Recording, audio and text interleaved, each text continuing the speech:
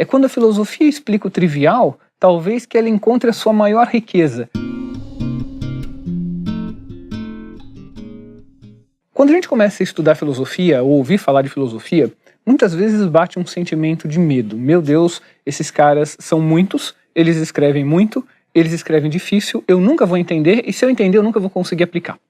Essa visão de que a filosofia é uma coisa difícil, ou mais ainda, de que o conhecimento é uma coisa difícil, tem lá sua razão, não vou dizer que é tudo simples e fácil.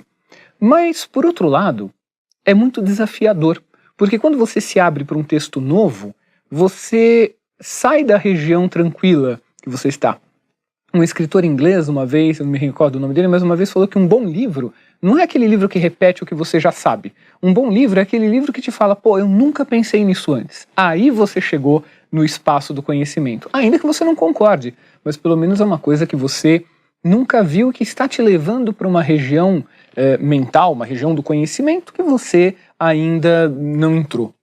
E uma coisa que a gente nota é que muitas vezes grandes filósofos se debruçam sobre os problemas que nós todos temos, os pequenos problemas do cotidiano, as vontades, os caprichos, até mesmo aquelas paixões mesquinhas que a gente tenta entender, mas muitas vezes não consegue, porque nos falta até esse diálogo com outros pensadores. Filosofia é uma coisa que a gente vive. Filosofia, para você viver o conhecimento, você não precisa necessariamente se debruçar dias, semanas e anos na leitura de um texto filosófico em si, mas buscar, talvez, aqueles textos que te desorganizem, que desorganizem a sua casa mental, para você começar a questionar um pouco também as tuas atitudes, para você compreender um pouco das tuas atitudes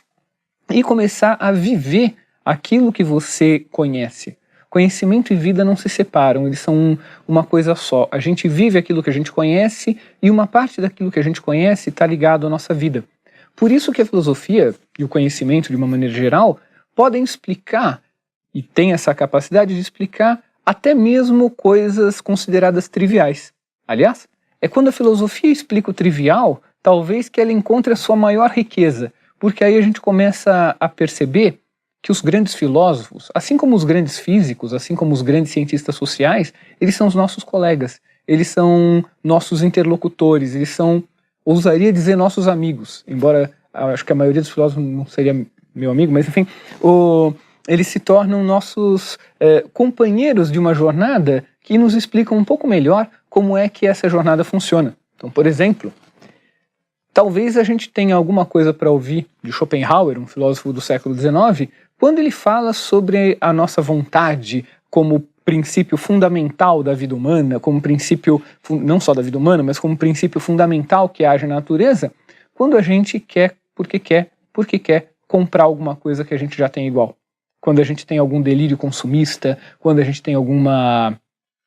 dessas vontades diante de alguma coisa que não passa. Por exemplo, quando eu quero porque quero comer um brigadeiro. E em contraponto, a gente pode saber que para não comer o brigadeiro, talvez eu precise de uma moral kantiana, de um filósofo também do século, aliás, de um filósofo do século XVIII chamado Kant, Immanuel Kant, que vai nos trabalhar a ideia de regras morais, ou mesmo numa situação absolutamente simples, como comer alguma coisa ou comprar alguma coisa, na hora que eu preciso tomar uma decisão,